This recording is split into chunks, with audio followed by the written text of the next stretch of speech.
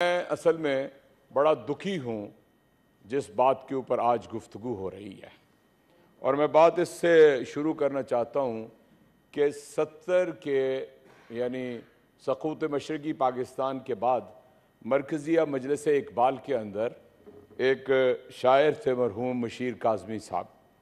उन्होंने ये फरमाया और बहुत सुनहरे हलूफ से लिखने के काबिल है कि मैं वो शायर था जो उलझा गैसुओ रुखसार में और मेरे नग़मे परवरिश पाए थे उसने यार में, और महफ़िल इकबाल में पहुँचा हूँ होश आने के बाद और होश में आया हूँ बंगाल छिन जाने के बाद। और बीच में मैं नज़म छोड़ देता हूँ और आखिरी जो फिर बंद है उसको मैं दोहराता हूँ कि जो भी आया झोलियाँ फूलों से भर के ले गया और कोई बुलबुल के पर तक भी कुतर के ले गया, और चंद बेदीनों के घर सोने के मंदिर बन गए और जो गदा थे वो नसीबे के सिकंदर बन गए। और अलगरज इस कश्मकश में मशरकी हिस्सा गया और अब हमारे वास्ते एक दर्द दायम रह गया। और फिर उन्होंने इतनी तकलीफ में ये कहा कि ऐ मशीर अब ख़त्म कर ये दास्तान दिलफगार के दामने उर्दू ज़ुबान भी हो न जाए तार तार। ये सारे तारीख़ की औराक हैं और मेरे सारे दोनों तरफ बैठे हुए सीनियर सियासतदान इस बात को समझते हैं कि ऐन अनफवान शबाब में जब पाकिस्तान 23 बरस का था, पाकिस्तान 2 लख्त हो गया। वो जो ला इलाहा इल्लल्लाह मुहम्मदुर रसूलुल्लाह के कलमे बनने वाला था, जो बर्र सगीर के सबसे बड़े मुसलमान कायद आज़म मोहम्मद अली जिन्ना, मैं इसलिए सबसे बड़ा मुसलमान कहता हूँ कि उलमा थे, फुज़ला थे, मुफस्सरीन थे, मुहद्दिसीन थे, पीरान कराम थे, मशाइख़ उज़्ज़ाम थे, लेकिन जिसने पूरी उम्मत को एक जगह जमा किया वो मोहम्मद अली जिन्ना था। मोहम्मद अली जिन्ना ने पाकिस्तान जो बनाया था उसके 2 हिस्से थे, उसमें 1000 मील का फासला था, 23 बरस बाद टूट गया। और मैं जो दुनिया से गुजर जाएं उनके बारे में कोई मनफी लफ्ज़ नहीं कहता, लेकिन तारीख़ ने ये उसी वक्त बता दिया था कि अक्सरियत किसी और की थी और अक़लियत किसी और की थी, और हमने कहा उधर तुम इधर हम, और मुल्क 2 लख्त हो गया। और मैंने तो किसी का नाम नहीं लिया। चांडियो साहब प्लीज, आप भी इसी तरह का काम कर रहे हैं तो फिर लोगों से गिला न किया करें। प्लीज तशरीफ रखें, मैंने किसी का अपनी बारी में बात करें। चांडियो साहब तशरीफ रखें, तशरीफ रखें। चांडियो साहब, इसी को कहते हैं। चांडियो साहब तशरीफ रखें प्लीज, तशरीफ रखें प्लीज। Ji sir. चोर की दाढ़ी में तिनका, इसी को कहते हैं। मैंने किसी का नाम नहीं लिया। हजरात, मैं आगे बढ़ता हूं, मालूम है इन सारी बातों का इन सब को, लेकिन मैं इसके बाद आगे बढ़ता हूं और मैं ये अर्ज करता हूं कि यानी ये जो रिलेशनशिप है पाक फौज और यानी ज़ियाउल हक जो मार्शल लॉ एडमिनिस्ट्रेटर था, आमिर था, और फिर आपने नतीजा देख लिया कि अगर आप गौर नहीं करेंगे हालात की संगीनी के ऊपर तो जुल्फ़कार अली भुट्टो फांसी पे लटका दिए जाएंगे। हालात की संगीनी पे अगर आप गौर नहीं करेंगे। मोहतरमा बेनज़ीर भुट्टो जिन हालात में दुनिया से गई, अगर आप उस पर गौर नहीं करेंगे तो फिर आप नताइज को आप खुद भुगत लेंगे। और चांडियो साहब सुन लें, अगर आप सर चांडियो साहब प्लीज क्यों माहौल खराब कर रहे हैं मैंने तो सही, आप अपनी बात कर चुके हैं, 12 मिनट बोल चुके हैं, दूसरों को बोलने का नहीं देते हैं, फिर गिले ये भी करते हैं कि मेरी बहन चुप करें, फलाना करें। प्लीज चांडियो साहब, जितने मिनट जाया होंगे उतने मिनट मैं ज्यादा लूंगा। जी जनाब चेयरमैन, मैं ये कहना चाहता हूं कि आप अगर गुज़श्ता 50 साल के हालात से वाकिफ हों तो इस दुनिया के नक्शे के ऊपर एक बहुत बड़ा मुल्क इराक था, जिसे ये कहा गया कि वेपन्स ऑफ मास डिस्ट्रक्शन है यहाँ पे, उसकी ईंट से ईंट बजा दी 10 साल के अंदर। और पूरे मगरिब ने, इस्तेमार ने, साम्राज्य ने सिर्फ एक फिक्रा कहा कि we are sorry, we were wrong, we are sorry, we are wrong. ईंट से ईंट बजा दी। लीबिया आपको याद है, वो भी एटमी ताकत बनने चले जा रहा था और आपने उसका हाल देख लिया। आपने अरब स्प्रिंग के अंदर मिस्र को देख लिया, आपके हमसाये के अंदर ईरान है, आपने देख लिया कि इस्तेमार ने और साम्राज्य ने ईरान के साथ क्या किया। आपने देख लिया आपके हमसाये के अंदर अफगानिस्तान है, 40 बरस हो गए हैं इस्तेमार उस पूरी कौम को तबाह बर्बाद कर चुका है, उसके ऊपर बम्बार्डमेंट करता है, उसके ऊपर ड्रोन हमले करता है। और यहां सारे याद रख लें कि यहां पर वो कौन कौन लोग थे कि जिन्होंने ड्रोन हमले करने में मदद दी थी। इसलिए आंखें बंद ना करें, वो जो उस कबूतर की तरह कि जो बिल्ली को देख के आंखें बंद कर लेता है। अगर किसी विजनरी ने ये कह दिया है कि आपके हालात ठीक नहीं हैं, सारे बलूचिस्तान के मुहिब वतन यहाँ पर मौजूद हैं जो अपनी जानिब पे खेल के वहाँ पर अपनी ज़िंदगी के मुश्किल तरीन में बसर करते हैं, लेकिन क्या भारत की रेशा दवानियाँ आपको नहीं याद कि बलूचिस्तान के अंदर क्या हो रहा है? क्या आपको नहीं पता कि यहाँ पर जनापुर के नक्शे आए?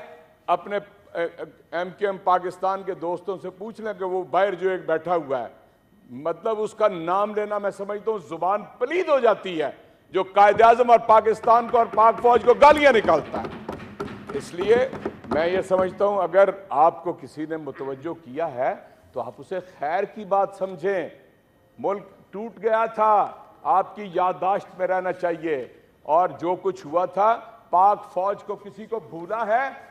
चांडियो साहब आपको तो ये क्रेडिट लेना चाहिए। इधर बात करें जी चेयर से। जी आपसे कह रहा हूं जो 90,000 लोग जो थे भारत की कैद में चले गए थे और हम कहते रहे थे कि जी हम लेकर आए, हमने क्रेडिट हासिल किया, और मैं क्रेडिट देता हूं।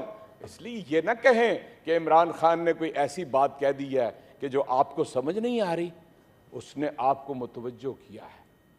अगर इसी तरह साजिश होगी, इसी तरह 2 दफा साइफर आएगा और यहां पर एक इंपोर्टेड हुकूमत कायम होगी। साइफर आया, एक दफा वजीर आजम इमरान खान थे, दूसरी दफा वजीर आजम प्राइम मिनिस्टर थे, दोनों का नतीजा एक था, आपने डिमार्श किया यहां पे अमरीकियों को। आप क्या कहते हैं, यहां ये वैसी हुकूमत आ गई है?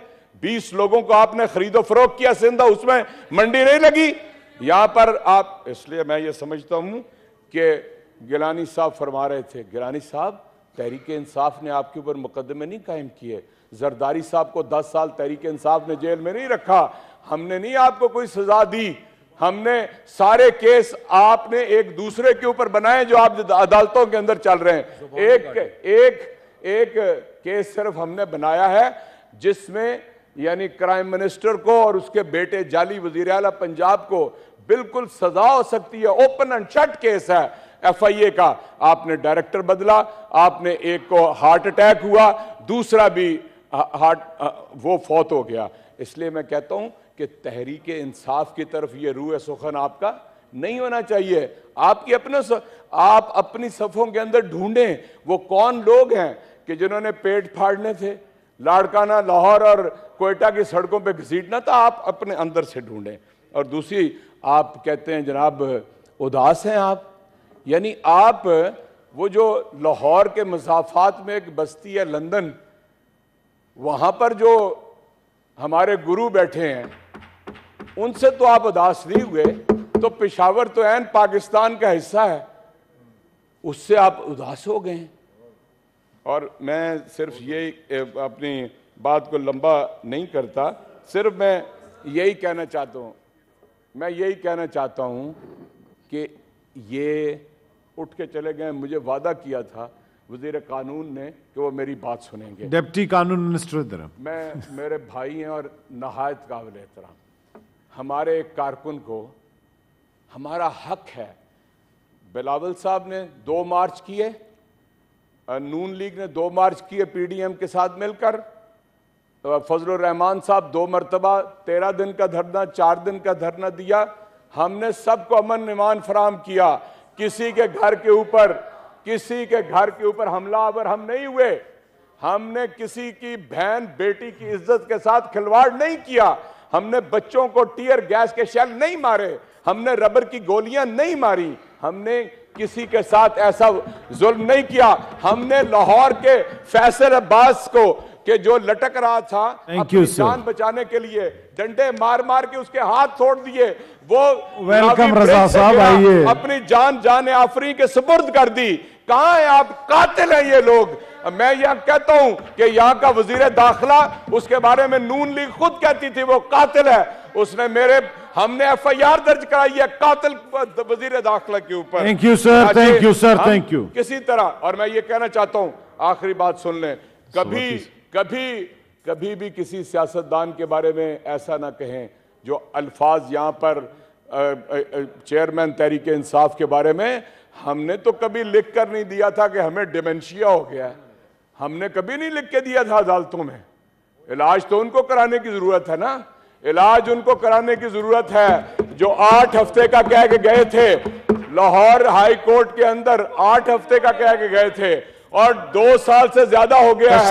सर साहब अपनी बारी पे बोले प्लीज, सुप्रीम कोर्ट अपनी बारी पे बोले। इस्लामाबाद हाई कोर्ट ने मफरूर करार दिया, इस्लामाबाद हाई कोर्ट ने मफरूर करार दिया जाली बीमार। क्यों?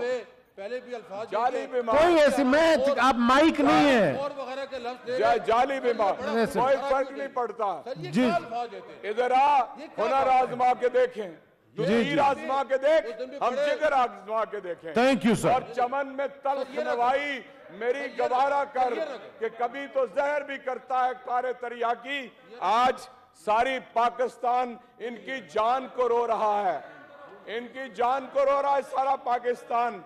नक्लो हमल इनके 50 दिनों के अंदर नक्लो हमल जो है 31.77% महंगी हो गई है। खुर्दनी अशिया, थैंक यू सर, 17.25% महंगी हो गई है। दूसरे खाने पीने की चीजें 26,000। Thank you sir, thank you sir, thank you. देर पास जो चीजें हैं वो 15.94%, सेहत की खिदमत 10.59% और थैंक यू और बच्चों के कपड़े 11.29%। पाकिस्तान ब्यूरो ऑफ स्टैटिस्टिक्स से बता रहा हूं। Thank you sir, thank you sir. Honourable senator Pakistan को तबाह कर दिया। ऑनरेबल सेनेटर शिबली फराज साहब से हमने पूरी हिम्मत के साथ बनाया था, उस थैंक यू सर पाकिस्तान को इन्होंने तबाह कर दिया है।